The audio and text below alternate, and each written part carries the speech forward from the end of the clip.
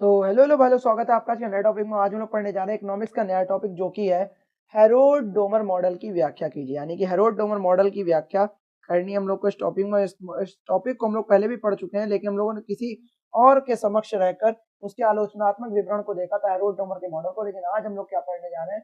Harold Domar के model की व्याख्या। हेरोल्ड डोमर के मॉडल की व्याख्या, इसका हम लोग हाईलाइटर चेंज करके पढ़ते हैं और देखते हैं कि हेरोल्ड डोमर की मॉडल की व्याख्या के अंतर्गत हम लोग क्या क्या टॉपिक्स को डिस्कशन करेंगे। तो हेरोल्ड डोमर मॉडल की व्याख्या करनी है हम लोग को। क्या करना है? इसका इंपॉर्टेंट टॉपिक के अनुसार हम लोग को लॉ पीओवी या लॉ पॉइंट ऑफ व्यू के अनुसार इसका क्या करना है?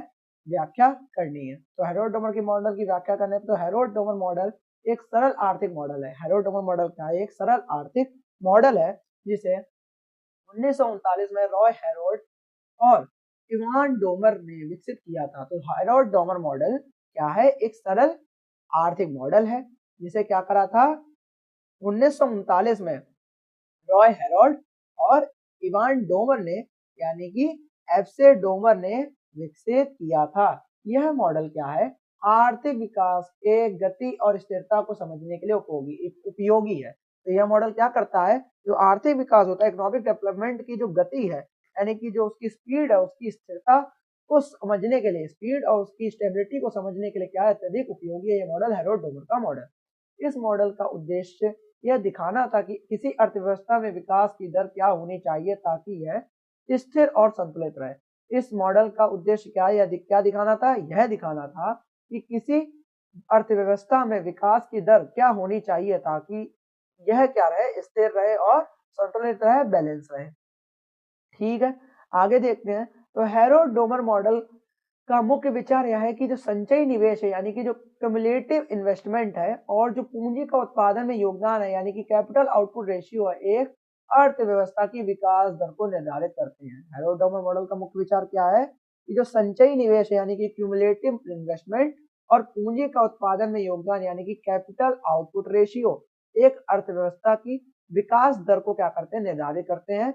और साथ ही साथ क्या करते हैं? यह मॉडल आर्थिक विकास के लिए एक अपेक्षाकृत सरल गणना प्रदान करता है। और यह मॉडल क्या करता है? आर्थिक विकास के लिए एक अपेक्षा के अलावा एक सरल गणना क्या करता है? प्रदान करता है। सरल कैलकुलेशन हमें क्या करता है? प्रोवाइड करवाता है। और यह बताता है कि जो विकास दर को बनाए रखने के लिए कितने निवेश की आवश्यकता हो। यह बताता है कि अगर हमें विकास की दर को बनाए रखना है तो हमारे कितने निवेश की या कितनी कैपिटल की क्या होगी? आवश्यकता होती है। ठीक है, आगे देखते हैं। तो हेरोल्ड डोमर मॉडल की मुख्य धारा और सिद्धांत। हेरोल्ड डोमर मॉडल, उसकी मुख्य धारा और सिद्धांत क्या है? तो पहला है आर्थिक विकास की दर, यानी कि economic growth rate. Economic growth rate में क्या करा? जो हेरोल्ड डोमर मॉडल के अनुसार एक अर्थव्यवस्था की विकास की दर इस पर निर्भर करती है कि संचयी निवेश कितना है, ठीक, और जो पूंजी उत्पादन अनुपात, यानी कि कैपिटल आउटपुट रेशियो क्या है। इस मॉडल में जो संचयी निवेश होता है उसे आई से डिनोट करेंगे और विकास दर को जी से डिनोट करेंगे, और जो पूंजी उत्पादन अनुपात है उसे बी के बीच संबंध को दर्शाया जाता है। ठीक है, अब विकास दर को पढ़ते हैं। विकास दर क्या होती है? तो विकास दर होती है जी, जिसे हम जी से डिनोट करते हैं। तो हेरोल्ड डोमर मॉडल ने यह माना गया है कि किसी अर्थव्यवस्था की विकास दर, यानी कि जी का निर्धारण निवेश दर, यानी आई, और पूंजी उत्पादन अनुपात से होता है। कि अगर हमें किसी भी अर्थव्यवस्था की जो विकास दर है, यानी कि जी का अगर हम लोग को निर्धारण करना है, तो हमें उसकी निवेश दर और पूंजी उत्पादन अनुपात से उसकी गणना को देखना होगा, या वो पूंजी उत्पादन अनुपात से होता है उसकी निर्धारण, किसका? विकास दर का, किसी भी अर्थव्यवस्था की। ठीक है, आगे देखते हैं। इसी के अंतर्गत जो पूंजी उत्पादन अनुपात है, यानी कि इसे वी से डिनोट करते हैं, उसका अर्थ यह है कि इकाई उत्पादन, यानी कि जो आउटपुट है, प्राप्त करने के लिए कितनी पूंजी की आवश्यकता होती है। उसमें क्या इसका उद्देश्य है? उसका यह उद्देश्य है कि अगर पूंजी उत्पादन अनुपात, यानी कि वी का अर्थ है कि एक इकाई उत्पादन, यानी कि आउटपुट प्राप्त करने के लिए कितनी पूंजी की आवश्यकता होती है। इसे वस्तु निर्माण की कुशलता, यानी कि कैपिटल एफिशिएंसी भी कहा जाता है। ठीक है, इसे क्या कहा जाता है? वस्तु निर्माण की कुशलता, यानी कि कैपिटल एफिशिएंसी भी कहा जाता है। यदि किसी देश में पूंजी उत्पादन अनुपात उच्च है, यदि किसी देश में क्या है? पूंजी उत्पादन अनुपात उच्च है, तो इसका मतलब है कि उत्पादकता कम होगी। इसका मतलब क्या है? जो उत्पादकता होगी वो क्या होगी?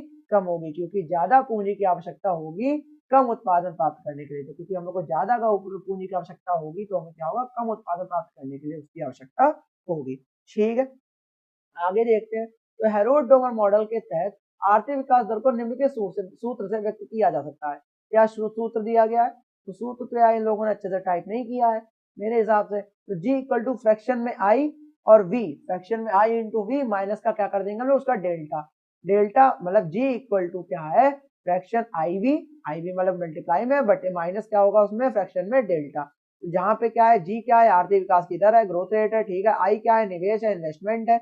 वी क्या है, पूंजी उत्पादन अनुपात है यानी कैपिटल आउटपुट रेशियो। और डेल्टा क्या है, पूंजी का अमूर्तन यानी कि डेप्रिसिएशन रेट जो होता है पूंजी का अमूर्तन, वो इसमें डेल्टा दिखाया गया है। तो उन्होंने टाइप यार सही से नहीं किया, चलो कोई बात नहीं, आप समझ लो नॉर्मल तरीके से। इस सूत्र से यह स्पष्ट होता है कि यदि पूंजी उत्पादन अनुपात यानी कि वी कम है तो विकास दर यानी कि जी अधिक हो सकती है, ठीक है। इस सूत्र से क्या स्पष्ट होता है कि यदि पूंजी उत्पादन अनुपात वी है तो विकास दर जी अधिक हो सकती है, ठीक है। तो विकास दर क्या होगी, जी अधिक हो सकती है। उसी के बाद देखेंगे क्योंकि कम पूंजी में अधिक उत्पादन प्राप्त होता है, क्योंकि क्या होता है साथ ही साथ जो कम पूंजी होती है उसमें क्या होता है, अधिक उत्पादन प्राप्त होता है, उसमें क्या होता है, अधिक उत्पादन प्राप्त होता है, ठीक है। स्थिरता की शर्त क्या होती है, स्टेबिलिटी कंडीशन। स्टेबिलिटी कंडीशन देखें तो जो हेरोड डोमर मॉडल यह मानता है कि निवेश यानी कि आई इन्वेस्टमेंट और पूंजी उत्पादन अनुपात यानी कि वी में संतुलन बनाए रखना क्या है, अति आवश्यक है स्थिरता को बनाए रखने के लिए, ताकि अर्थव्यवस्था क्या बनी रहे, स्थिर बनी रहे। यदि निवेश अधिक है तो अर्थव्यवस्था में वृद्धि होगी, अगर इन्वेस्टमेंट ज्यादा है तो जाहिर सी बात है इकोनॉमी में वृद्धि होगी होगी। लेकिन यदि निवेश बहुत कम हो जाता है तो अर्थव्यवस्था में क्या होगी, गिरावट आ जाती है। और उसमें क्या होता है, अगर अगर किसी में इन्वेस्टमेंट में अगर कमी आ जाती है तो क्या होगा, अर्थव्यवस्था में गिरावट आ जाती है। आपने देखा है, अगर जहां वो देश जहां पे बहुत ज्यादा पैसा लगाया जा रहा है, वो देश जहां पे बहुत ज्यादा पैसा लगाया जा रहा है वहां पे क्या होता है, वहां पे भैया वो क्या कहते हैं, जहां पे बहुत ज्यादा पैसा लग रहा है वहां पे वो इन्वेस्टमेंट ज्यादा हो रही है, तो वहां पे वो क्या कहते हैं उसे, उद्योग ज्यादा लग रहे हैं, कंपनीज ज्यादा लग रही हैं, ठीक है। और कंपनी ज्यादा लग रही हैं तो जब कंपनीज ज्यादा लग रही है तो वहां पे क्या है, एम्प्लॉयमेंट ज्यादा है, स्टेबिलिटी ज्यादा है, स्टेबिलिटी कंडीशन बनी हुई है। और जहाँ पे बेचारे को पैसे ही नहीं है वहां पे कुछ बन ही नहीं पा रहा है। जहाँ पे हम लोग के पास कुछ बन ही नहीं पाएगा तो हम लोग क्या कहेंगे यार कि उसमें क्या हम लोग वो क्या कहते हैं उसे, अगर अगर हम लोग के पास कुछ पैसा ही वैसा नहीं होगा तो किसी देश के पास, और पैसा नहीं होगा जाहिर सी बात है हम लोग के पास किसी देश के पास पैसा नहीं होगा तो वो अपने जनता को क्या एम्प्लॉयमेंट देगी। जैसे अपने भारत देश में देख लो, कोई कोई पैसा जिनके पास बड़े बड़े लोग का पैसा है वो एम्प्लॉयमेंट दे रहा है, लेकिन उस लेवल पे नहीं दे रहा है। अपने यहाँ कितने उद्योग खुले हुए हैं, कितनी कंपनीज खुली हुई हैं, क्या कितने हम लोग के में उद्योग चल रहे हैं जहाँ पे लोगों को, हम लोग को क्या कहते हैं, ये वो अपॉर्चुनिटी मिल रही है अपने आप को प्रेजेंट करने की, ठीक है। या कुछ भी ऐसा अपना दिखाने की वो मिल रही है, अपॉर्चुनिटी मिल रही है, तो जिसे हम लोग क्या कर सके, अपने आप को शोकेस कर सके, क्या कर सके, शोकेस कर सके। हम लोग को शोकेस नहीं कर पाएंगे तो स्थिरता क्या हम लोग की देश में बन पाएगी, अर्थव्यवस्था की, इकोनॉमिक्स की, ठीक। तो यही इसका मूल सिद्धांत था और यही इसका कहना था। और हेरोड डोमर मॉडल का आगे कह रहा है, हेरोड डोमर मॉडल का एक मूलभूत सिद्धांत यह भी को प्रस्तुत करता है कि आर्थिक विकास के लिए जो स्थिरता की शर्त यह है कि कुल निवेश यानी कि टोटल इन्वेस्टमेंट और पूंजी जो उत्पादन अनुपात है यानी कि जो वी के बीच का अनुपात जो होता है वो सकारात्मक होना चाहिए, पॉजिटिव होना चाहिए। यदि यह अनुपात नकारात्मक हो गया यानी कि निगेटिव हो जाए तो आर्थिक विकास में क्या आ सकती है, रुकावट आ सकती है और मंदी हो सकती है। और क्या हो सकती है, साथ ही साथ मंदी भी हो सकती है, ठीक है। आगे चलते हैं, तो हेरोड डोमर मॉडल की आलोचना हम लोग पहले पढ़ चुके हैं लेकिन इसमें भी पढ़ लेते हैं वापस आलोचना है। तो हालांकि हेरोड डोमर मॉडल सरल और प्रभावी है, हालांकि ये मानते हैं कि जो हेरोड डोमर मॉडल है वो सरल भी और प्रभावी है, इसमें कुछ महत्वपूर्ण आलोचनाएं भी की गई है। इसमें क्या करी गई है, इसकी कुछ महत्वपूर्ण आलोचनाएं भी की गई है। क्या क्या की गई है, महत्वपूर्ण आलोचनाएं भी की गई है। तो उसमें क्या कह रहा है, जो एक मिनट जरा मेरा, ठीक है, इसमें क्या कही गई, इसकी महत्वपूर्ण आलोचनाएं भी की गई हैं। जो हेरोड डोवर मॉडल है यह मुख्य रूप से निवेश में निर्भर है, निवेश पर क्या है निर्भर, जो हेरोड डोवर मॉडल है मुख्य रूप से किस पर निर्भर है, निवेश पर निर्भर होता है, ठीक है। और यह मानता है, और ये क्या करता है, मानता है कि अगर निवेश पर्याप्त हो, और अगर ये मानता है कि अगर निवेश क्या हो, पर्याप्त हो तो अर्थव्यवस्था तेजी से बढ़ेगी। लेकिन लेकिन असल में निवेश सिर्फ एक घटक है और क्या है, अन्य कई पहलू जैसे मानव पूंजी, तकनीकी प्रगति, संस्थागत सुधार और साथ ही साथ जो बाजार की स्थितियां भी विकास में महत्वपूर्ण भूमिका क्या करते हैं, निभाते हैं। मॉडल इन पहलुओं को नजरअंदाज करता रहता है, लेकिन जो मॉडल होता है वो इन पहलुओं को क्या करता रहता है, नजरअंदाज करता रहता है। आगे देखें तो जो प्रौद्योगिकी और नवाचार का अभाव है, तो जो हेरोल्ड डोमर मॉडल है, यानी कि जो हेरोल्ड डोमर मॉडल है, हेरोल्ड डोमर मॉडल क्या करता है, में प्रौद्योगिकी में सुधार और नवाचार को ध्यान में नहीं रखा गया है। हेरोल्ड डोमर मॉडल में क्या हुआ है, जो हेरोडोन मॉडल में जो दीर्घकालिक विकास के लिए जो महत्वपूर्ण होते हैं, जो दीर्घकालिक विकास के लिए क्या होते हैं, महत्वपूर्ण होते हैं, तो क्या है उसमें उसमें क्या होता है, तकनीकी प्रगति के बिना सिर्फ पूंजी संचय से दीर्घकालिक विकास नहीं हो सकता। तो केवल पूंजी संचय से क्या नहीं हो सकता, दीर्घकालिक विकास नहीं हो सकता। आज के आर्थिक विकास के मॉडल इसे महत्वपूर्ण मानते हैं। आज के जो आर्थिक विकास के मॉडल होते हैं वो क्या मानते हैं, इसे महत्वपूर्ण मानते हैं। तीसरा इसमें क्या करा, पूंजी उत्पादन अनुपात यानी कि वी की स्थिरता की समस्या।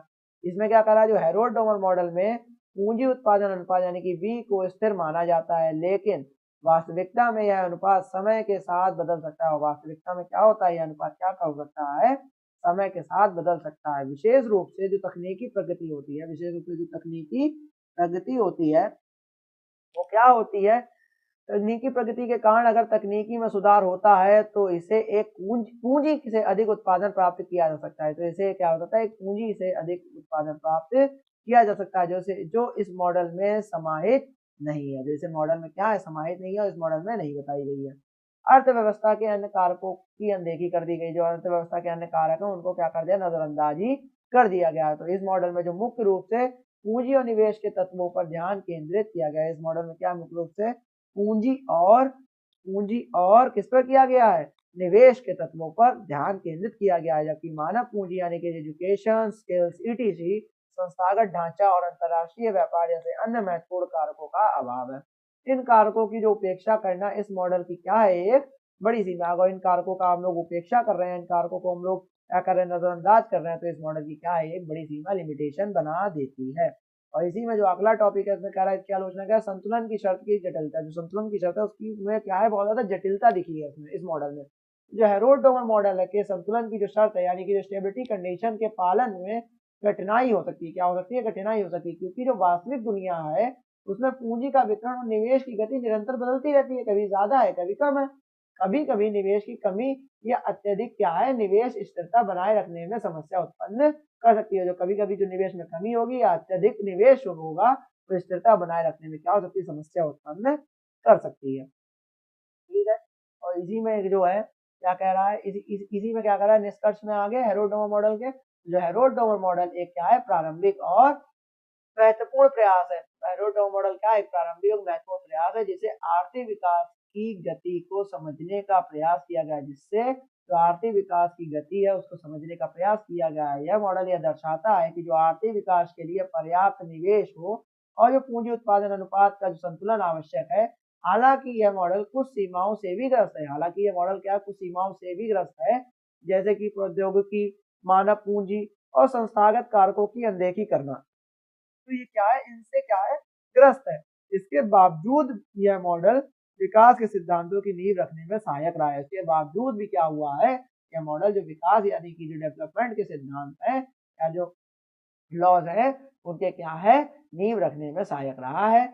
आर्थिक नीति निर्माताओं को समझने में मदद करता है और विशेष निवेश और पूंजी संचय किस तरह आर्थिक वृद्धि से क्या होती है, प्रभावित करते हैं, उसमें यह क्या करता है, मदद करता है। उसमें क्या करता है, यह मदद करता है। ठीक है, तो ये हम लोग का टॉपिक था हेरोल्ड डोमर का मॉडल। उसकी हम लोगों ने व्याख्या करनी थी तो हम लोगों ने कर दी। और ये बहुत ही ज्यादा सिंपल टॉपिक है, कोई ज्यादा इतना क्रिस्पी टॉपिक नहीं है जो आपको समझने में दिक्कत हो। ठीक है, तो ये हम लोग का टॉपिक था जो कि खत्म हो गया। इकोनॉमिक्स का इंपॉर्टेंट टॉपिकों में से एक था, बहुत ज्यादा रिपीट होने वाला टॉपिक है। ठीक है, और इसके बाद इकोनॉमिक्स की वीडियो तो फटाफट आएंगी, क्योंकि अब आपकी स्कीम भी आ गई है, आपकी डेट शीट आ गई है, क्योंकि 21 से पेपर है हम लोगों के। तो उसमें फटाफट हम लोग BLLB फिफ्थ सेमेस्टर के पेपर है तो फटाफट इसको क्या करेंगे, कवर करेंगे। तब तक के लिए जय हिंद, जय भारत।